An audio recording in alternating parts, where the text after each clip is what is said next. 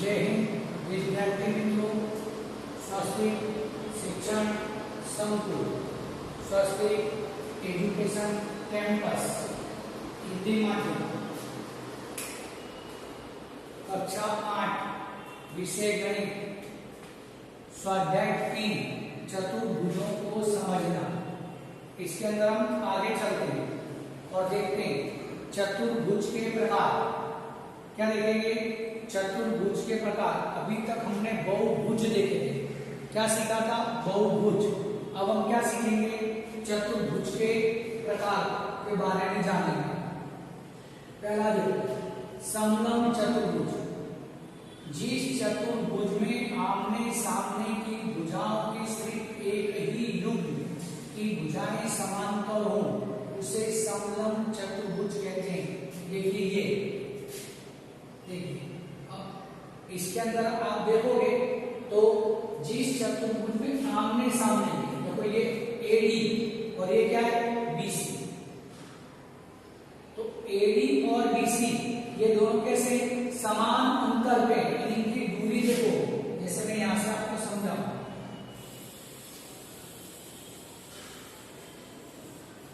इनकी एक युग्म की यानी एक ही जोड़ी ऐसी होगी जिसकी आमने सामने की दूरी कैसी होगी? समान होगी। अब देखो यहां से दूरी देखो तो देखो इतनी है और यहां दूरी देखो तो ज्यादा है। तो इस तरह से दूरी आपको मालूम पड़ जाएगी। ये दोनों की दूरी कैसी है? समान है। और ये दोनों की दूरी कैसी है? कम और ज्यादा है। तो देखो जिस चतुर्भुज में आमने सामने की भुजाओं की सिर्फ एक ही युग्म की भुजाएं समान अंतर हो उसे समलंब चतुर्भुज कहते हैं। ध्यान रखिए। तो एक ही जोड़ी कैसी है? आमने सामने की कैसी है? समान दूरी पर। अब ये आकृति ऐसे भी हो सकती है, जरूरी कि ऐसे ही हो। ये आकृति ऐसे भी हो सकती है।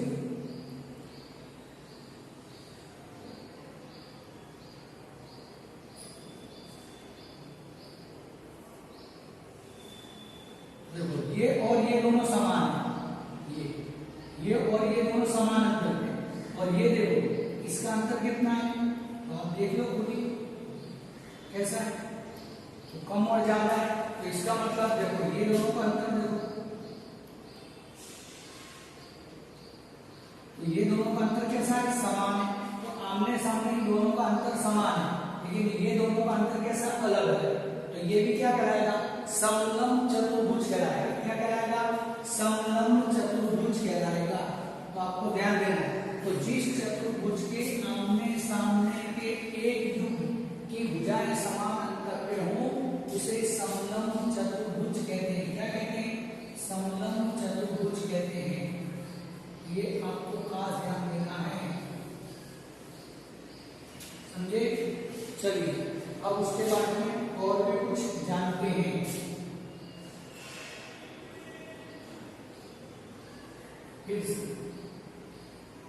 देखिए उसी सबके बारे में लिखा है। चतुर्भुज ABCD यह समलंब चतुर्भुज है। इसको हमने नाम दिया ABCD। ये कैसा चतुर्भुज है? समलंब चतुर्भुज है।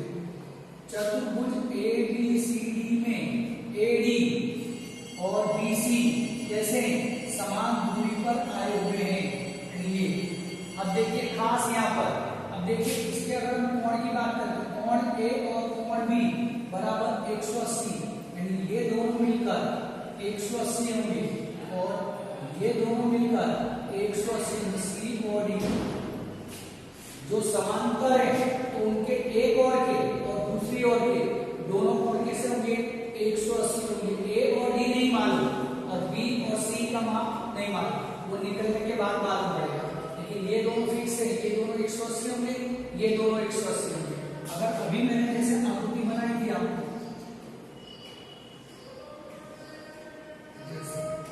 तो ये दोनों, ये और ये दोनों मिलकर 180 होंगे और ये और ये दोनों मिलकर 180 होंगे।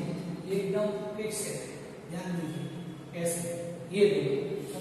तो जो समांतर है, ये दोनों समांतर है, तो इसके एक और भी और इसके एक और भी कैसे होंगे? 180 के कोण होंगे। ध्यान दीजिए, ये आपको नियम याद रखना है हमेशा।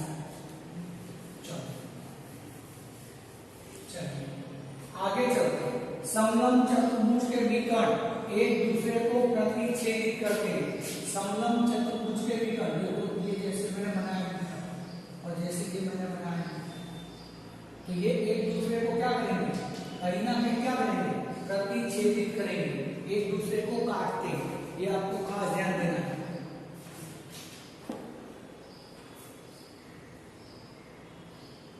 चलो अब इसके बाद आता है हमारा पतंगाकार चतुर्भुज। कौन सा चतुर्भुज, पतंगाकार चतुर्भुज।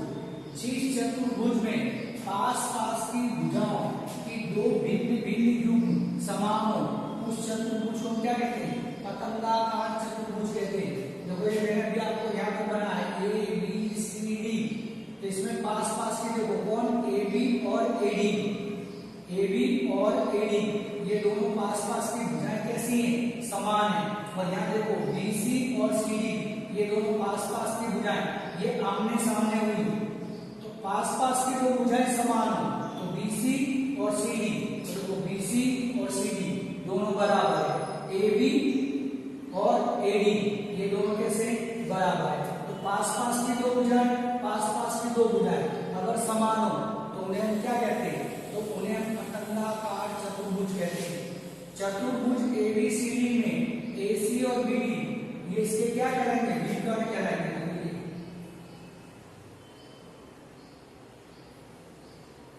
ये इसके विकर्ण बी डी और ए सी ये इसके क्या है, विकर्ण। खास ध्यान देना, समझे। चलिए यहां से चलते हैं और अब चलते हैं समांतर चतुर्भुज, जो सबसे ज्यादा ये और ये आपको सबसे ज्यादा सवाल इसी में से पूछे जाते हैं। तो आपको ये दोनों ध्यान रखने और दोनों के नियम भी आपको ध्यान रखने खास। चलिए अब देखिए समांतर चतुर्भुज, जिस चतुर्भुज में आमने सामने यानी जिसको आमने सामने को हम शॉर्ट में बोल सकते हैं समूह, क्या कह सकते हैं, समूह कि दो भिन्न भिन्न युग्म समान हो उस चतुर्भुज को हम समांतर चतुर्भुज कहते हैं। देखो जैसे मैंने बनाया ए बी सी डी ये मैंने चतुर्भुज बनाया। इस चतुर्भुज में आप देखोगे तो ए डी का माप कितना होगा, उतना ही माप बी सी का होगा, जितना माप ए बी का होगा उतना ही माप सी डी का होगा। यानी आपको ये समझने के लिए मैं कर रहा हूं ये दो लिटी का मतलब ये दोनों समान है और एक लिटी का मतलब है ये दोनों समान है। तो देखो जिस चतुर्भुज में आमने सामने, ये आमने सामने और ये आमने सामने कि दो भिन्न भिन्न युग्म, एक युग्म दो युग्म, दो भिन्न भिन्न युग्म समान हो उस चतुर्भुज को क्या कहते हैं, समांतर चतुर्भुज कहते हैं। ध्यान देना, समांतर चतुर्भुज में आमने सामने की भुजाओं के माप कैसे होते हैं, समान होते हैं। जैसे देखो AD बराबर क्या होगा, BC और AB बराबर क्या होगा, CD। तो देखो लिखा है AD बराबर BC, ये दोनों के माप समान होंगे। और AB बराबर CD, AB बराबर CD, ये दोनों के माप कैसे होंगे, समान। अगर ये पास से नहीं किए तो बिना बोले आपको इसको लिख देना है 5 से। अगर ये 3 से नहीं है तो आपको बिना बोले CD को लिख देना है 3 से। ये आपको खास ध्यान देना है। करने समांतर चतुर्भुज। इसका दूसरा गुण देखते हैं, समांतर चतुर्भुज में आमने सामने की भुजाएं समानांतर होती है। कैसे होती है, समान दूरी पर होती है। जैसे यहां पर देखो ये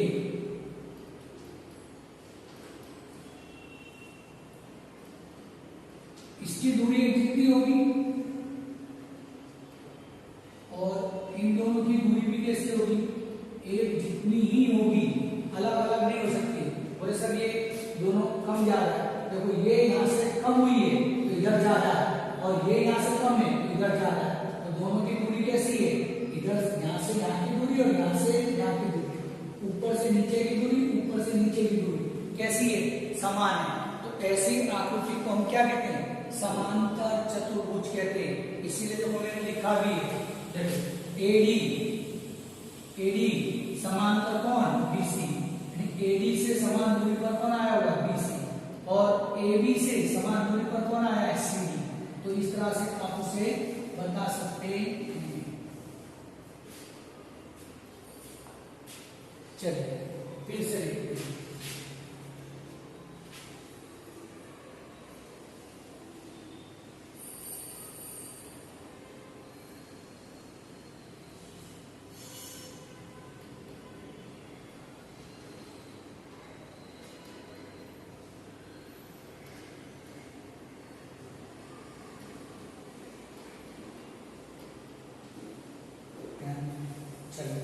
ये समांतर वाली बात पूरी होगी। राइट, चलो अब उसके आगे चलते हैं।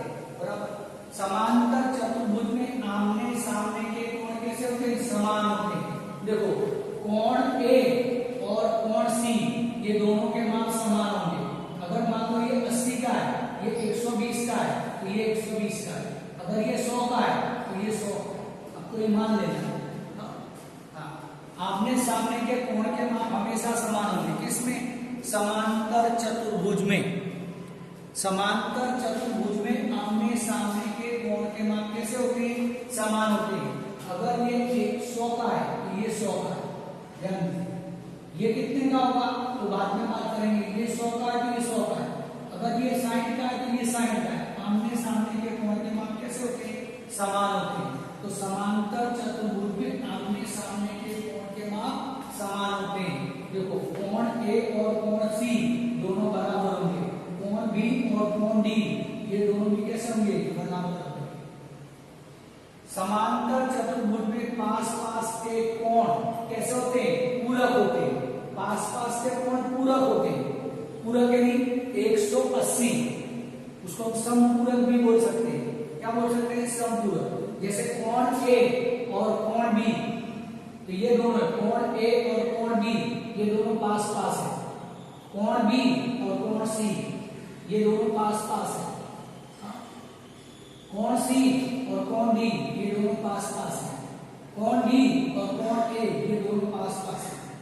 ये आमने सामने, लेकिन ये दोनों पास पास है। ये दोनों पास पास है। ये दोनों पास पास है और ये दोनों पास पास है। मान लेते हैं कोण ए कितने का है? 100 का है। मान लेते हैं, चलो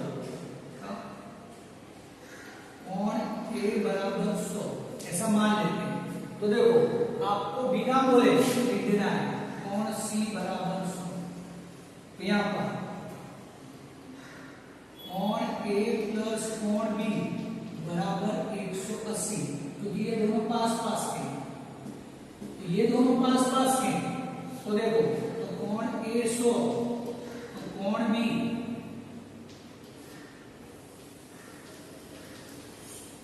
180, तो कोण बी 180 माइनस 100, तो कोण बी बराबर 80।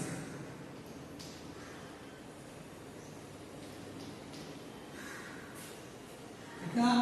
80। तो देखो, तो ये हुआ 80। तो देखो, आप देखो, ये 80 है तो ये 80 होगा।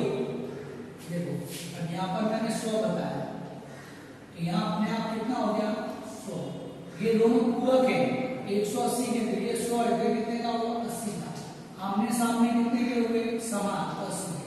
अब देखो, ये दोनों 180 के हुए, ये दोनों 180 के हुए, ये दोनों 180 के हुए, ये दोनों 180 के। तो इस तरह से पास पास के कोण पूरक होते हैं और आमने सामने के कोण कैसे होते हैं? समान होते हैं। ये आपको खास ध्यान देना है। देखो, समांतर चतुर्भुज में पास पास के कोण पूरक होते हैं। कोण ए प्लस बी बराबर 180, बी प्लस सी बराबर देखो 180, सी प्लस डी बराबर सी प्लस डी बराबर 180 और डी प्लस ए बराबर 180, डी प्लस ए बराबर 180। तो इस तरह से आपको यहाँ पर जानने को मिल जाएगा। समझे? ये आपको खास ध्यान देना है। चलिए आगे चलते हैं।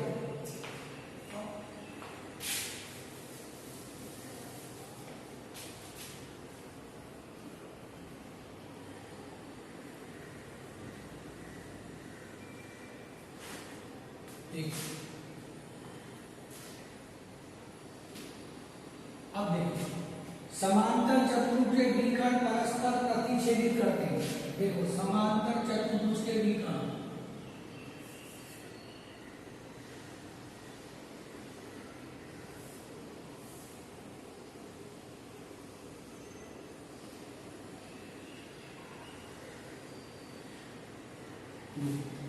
समांतर चतुर्भुज के द्विकर्ण क्या करते हैं?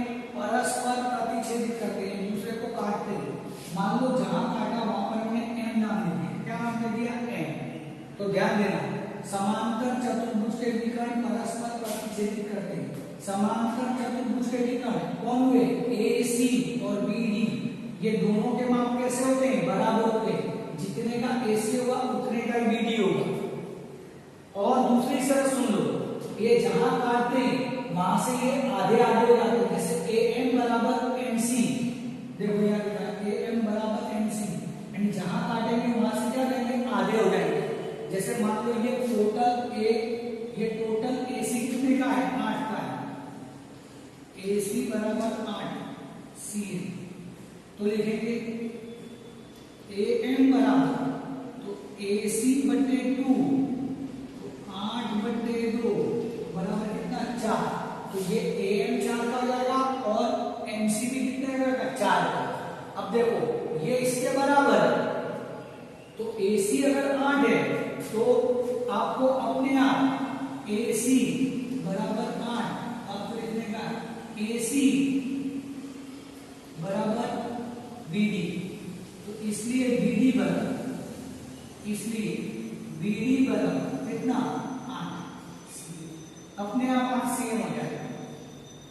और फिर उसको M से काटेंगे तो BM बराबर MD, तो देखो BM बराबर MD, वहां से भी वो क्या हो जाएगा, आधा हो जाएगा। तो ये आपको खास ध्यान देना है, वहां से वो कैसा हो जाएगा, आधा हो जाएगा, आपको ये खास ध्यान देना है। देखिए चलिए लास्ट, समांतर चतुर्भुज में AB और AC आंसर भुजाएं, AB और AC सॉरी AB और BC, सॉरी AC नहीं, AB और BC,